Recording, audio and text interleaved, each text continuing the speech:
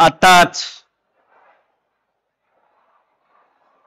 सन्माननीय राज ठाकरे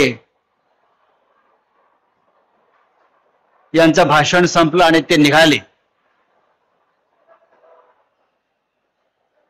शेतकरी कामगार पक्षाच्या आजच्या मेळाव्याला या मंचावर जवळजवळ महाराष्ट्रातल्या सर्व प्रमुख पक्षांचे नेते उपस्थित आहेत.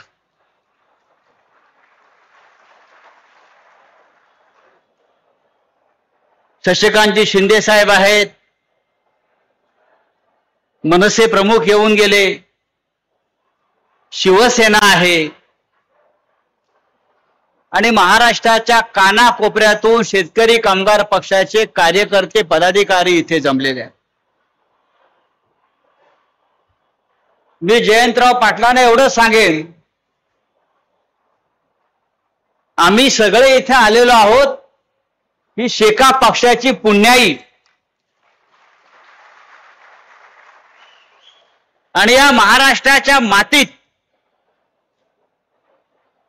गेल्या 78 वर्षापासून शेतकरी कष्टकरी यांच्या संदर्भात पक्षानं घेतलेल्या तुमच्या भूमिका आणि संघर्ष, दोन पक्ष या महाराष्ट्रामध्ये आहेत. दोन पक्ष, एक शेतकरी कामगार पक्ष आणि शिवसेना. त्यांना संघर्ष केल्याशिवाय काही मिळालंच नाही.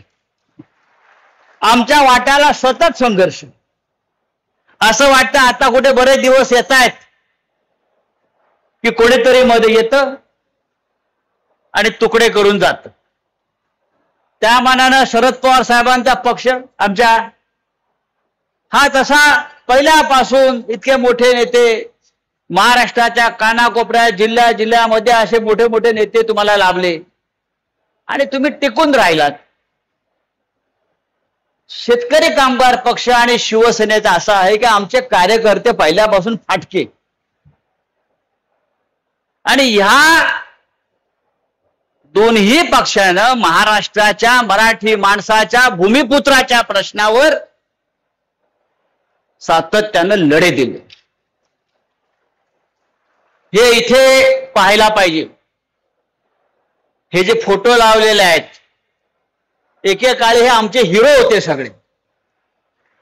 आम्ही ज्या अनेक गोष्टी राजकारणामध्ये समाजकारणामध्ये आम्ही शिकलो त्याच्यामध्ये हे सगळे शेका पक्षानं निर्माण केलेलं हे नेतृत्व, आधी केशवराव धोंडग्यांपासून उद्धवराव पाटील असतील, आमच्या अलिबागचे दत्ता पाटील, प्रभाकर पाटील, सगळे भाऊसाहेब राऊत ही नावं घ्या तुम्ही.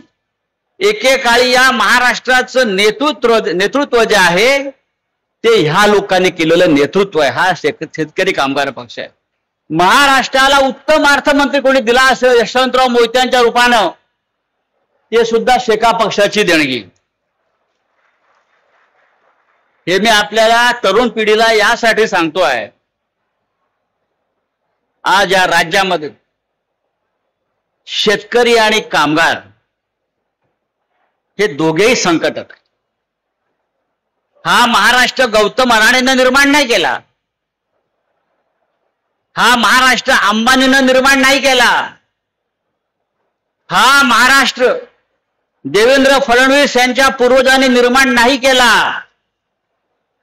मुंबईसह महाराष्ट्र जो स्थापन झाला तो फक्त गिरणी कामगार, शेतकरी, कष्टकरी आणि त्यात हा लाल बावटा सगळ्यात पुढे होता.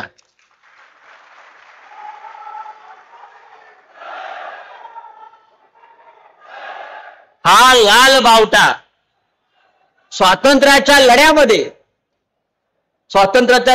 भारतीय जनता पक्ष नव्हता. स्वातंत्र्याच्या लढ्यामध्ये भारतीय जनता पक्ष काय राष्ट्रीय स्वयंसेवक संघ असेल कोणी नव्हतं. महाराष्ट्राच्या लढ्यामध्ये comrade Shripad Amrit Dange, comrade Annabhau Sathe, comrade Amar Shaikh, comrade Gangadhar Reddy, comrade N D. Patil, किती नावं घ्यायची, अहिल्या रांगडेकर, अख्खा रायगड जिल्ह्यातला शेतकरी कष्टकरी समाज हा महाराष्ट्राच्या लढ्यामध्ये होता सगळ्यांबरोबर. म्हणून हा महाराष्ट्र आज देवेंद्र फडणवीसला भोगता येतो आहे. माझं आणि शेतकरी पक्षाचं नातं आहे. मी रायगड जिल्ह्यातला आहे. ज्या जिल्ह्यामध्ये हा पक्ष सर्वाधिक रुजला त्या जिल्ह्यामध्ये माझा जन्म झाला. त्या तालुक्यामध्ये माझं शिक्षण झालं. अजूनही मी त्या गावाला जातो आणि त्या माझ्या जन्मापासून मी पाहतोय तिथे शेतकरी कामगार पक्ष, त्यांचे कार्यकर्ते आणि आता चित्रलेखापर्यंत मी नेहमी सगळ्यांची माहिती घेत असतो की तालुक्यामध्ये शेतकरी कामगार पक्षाचं काय चाललंय. तेव्हा मित्रांनो, मी इतकंच सांगेन, हा शेतकरी आणि कामगार वर्ग जोपर्यंत महाराष्ट्रामध्ये आपण टिकवून ठेवू तोपर्यंत हा महाराष्ट्र आपल्या हातामध्ये राहील. आणि आजच्या सरकारला तेच नको आहे. आपण लढणारे आहोत. शेतकरी लढतो, कामगार लढतो, तो जीवाची पर्वा करत नाही, तो स्वाभिमानी आहे. पण आज गेल्या 5 महिन्यामध्ये या महाराष्ट्रामध्ये 550 शेतकऱ्यांनी आत्महत्या केल्या. काय करतोय आपण? काय करतो? हे शेतकऱ्यांसाठी, कष्टकऱ्यांसाठी आम्ही आवाज उठवतोय, बोलतोय. विधानसभेत, लोकसभेत, राज्यसभेत आमचा आवाज बंद करण्याचा प्रयत्न होतो. आता तर तुम्ही हातामध्ये लाल बावटा घेतलात. मगाशी राज ठाकरे साहेबांनी सांगितलं, लाल बावटा घेतला की तुम्हाला नक्षलवादी ठरवून तुरुंगात टाकलं जाईल, अशा प्रकारचा कायदा आणला. तुम्ही सरकारच्या विरुद्ध बोललात की तुम्हाला नक्षलवादी ठरवून तुरुंगात टाकलं जाईल. तुम्ही सामाजिक आंदोलनामध्ये उतरलात, सरकारला प्रश्न विचारलात की तुम्हाला तुरुंगात टाकलं जाईल. अर्बन नक्षलवाद काय असतं? अर्बन नक्षलवाद मला माहिती. मी देशाच्या कानाकोपऱ्यात फिरतो. आज खेड्यापाड्यावर, आदिवासी पाड्यांवर, जंगलात काम करणारा जो कार्यकर्ता आहे तो कॉम्रेड आहे. तो हातात लाल बावट्या घेऊन काम करतो. मी झारखंड, छत्तीसगड सगळ्या जंगलात जाऊन पाहत असतो. मी त्याला तुम्ही अर्बन नक्षलवाद ठरवून तुरुंगात टाकणार. उद्या शेतकरी कामगार पक्षाच्या कार्यकर्त्यावर सुद्धा हे वेळ येऊ शकते. तुम्ही कष्टकऱ्यांचे प्रश्न उचलता म्हणजे तुम्ही देशद्रोही आहात. तुम्ही कामगारांचे प्रश्न उचलताय, तुम्ही राष्ट्रद्रोही आहात. पण नरेंद्र मोदी हा राष्ट्रद्रोही नाही. देश विकला अंबानीला. लाडक्या उद्योगपतींना अख्खी मुंबई विकली आणि हे लोण आता नवी मुंबई, तिसरी मुंबईपर्यंत आलेलं आहे. आपल्याला सावध राहिलं पाहिजे. आपल्यातला लढण्याचा जो बाणा आहे तो आपल्याला संपवता कामा नये. या महाराष्ट्राचं राजकारण मराठी माणसाच्या हातातच राहिलं पाहिजे. यासाठी आपण आता एकत्र आलं पाहिजे. राज ठाकरे, उद्धव ठाकरे एकत्र आले, अख्ख्या महाराष्ट्राला त्याचा आनंद झाला. पण फक्त राज ठाकरे, उद्धव ठाकरे एकत्र येऊन चालणार नाही. त्यांच्या बरोबर सगळ्या या संघटना मराठी माणसासाठी, कष्टकऱ्यांसाठी काम करणाऱ्या एकत्र आल्या पाहिजे. तर या महाराष्ट्रावर मराठी माणसाचा अधिकार आणि हक्क राहील. अनेक प्रश्न या महाराष्ट्रामध्ये आहेत. शेतकरी कामगार पक्षाला निवडणुकीमध्ये यश मिळालं नाही. शिवसेनेला यश मोठ्या प्रमाणात मिळालं नाही. राष्ट्रवादी काँग्रेस पक्षाला शरद पवारांसारखा नेता असताना यश मिळालं नाही. त्यामागची कारणं वेगळी आहेत. पण निवडणुकीमध्ये यश मिळालं नाही म्हणून खचून जाता कामा नये. तर पुढल्या लढाईसाठी आपण सज्ज राहायला पाहिजे. यालाच लढवय्या, या महाराष्ट्राचा लढवय्या बाणा आणि मराठी माणसाचा बाणा म्हणतात. खचून कसले जात आहे? निवडणुका आज येतील, उद्या परत जात. पण आपल्याला या महाराष्ट्राचं नेतृत्व आपल्या हातात घेण्यासाठी आपल्याला कंबर कसून उभं राहावं लागेल. आणि आजच्या या मेळाव्याचं, शेतकरी कामगार पक्षाच्या मेळाव्याचं महत्व हेच. मी दिल्लीमध्ये 25 वर्ष आहे. आजही महाराष्ट्राचा रुबाब आहे दिल्लीमध्ये. आजही मराठी माणूस म्हटला, मराठी खासदार म्हटला की लोक दचकतात. याचं कारण हा महाराष्ट्र स्वाभिमानी आहे. हा महाराष्ट्र कधी झुकला नाही, हा महाराष्ट्र कधी वाकला नाही. आणि खास करून जे रायगड जिल्ह्यातून आलेले हे कार्यकर्ते आहेत त्यांना माहिती आहे रायगड जिल्हा म्हणजे काय. पण आज एक धोका रायगड जिल्ह्यात दिसतोय, जो मगाशी सन्माननीय राज ठाकरे यांनी सांगितला.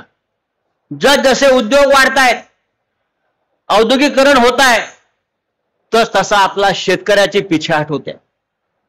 कामगार वर्ग बाहेरील येतो, मराठी संस्कृतीवरती आक्रमण होत आहे. यासाठी शेतकरी कामगार पक्षानं पुढाकार घेतला पाहिजे. मी जयंतरावांना सांगेन, जयंतभाईंना सांगेन, जयंतभाई, शिवसेनेची आणि आपली विचारसरणी एक आहे. आपण भूमिपुत्रांसाठी लढणारे लोक आहोत. मराठी हा आपला आत्मा आहे. राष्ट्रवादी काँग्रेसचे नेते हा सुद्धा या महाराष्ट्रातला एक महत्वाचा आणि स्वाभिमानी पक्ष आहे. आपण सगळ्यांनी एकत्र येऊन या महाराष्ट्रावर होणारं हिंदीचं आक्रमण, उपऱ्यांचं आक्रमण थांबवायला पाहिजे आणि मराठी माणसाची भक्कम एकजूट उभा राहायला पाहिजे. आणि आम्ही सगळे एका नात्यानं आपल्या बरोबर जोडलेलो आहोत आणि हे नातं असंच राहील. महाराष्ट्र राहिला तर महाराष्ट्र धर्म राहील, मराठी माणूस राहील. आणि महाराष्ट्र मेला तर राष्ट्र मरेल, हे सेनापती बापट यांनी सांगितलेलं आहे. मला त्याची या क्षणी आठवण होत आहे. आजच्या दिवशी आपण मोठ्या संख्येनं जमलेला आहात, महाराष्ट्रातून आलेला आहात, कानाकोपऱ्यातून आलेला आहात. हे राज्य छत्रपती शिवाजी महाराजांचा आहे, शाहू फुले आंबेडकरांचा आहे. याचं भान आपण ठेवलं पाहिजे. आणि आपल्या या राज्यामध्ये जातीय धर्मांत शक्तींना कोणत्याही प्रकारचा थारा न देता हे राज्य मजबूतीनं पुढे नेलं पाहिजे. इतक्याच मी आजच्या दिवशी शुभेच्छा देतो. आणि या कार्यामध्ये शेतकरी कामगार पक्षाला उदंड यश मिळो, त्यांच्या नेत्यांना यश मिळो अशा शुभेच्छा देतो आणि तूर्त आपली रजा घेतो. जय हिंद, जय महाराष्ट्र. धन्यवाद राऊत साहेब. यानंतर महाराष्ट्र राष्ट्र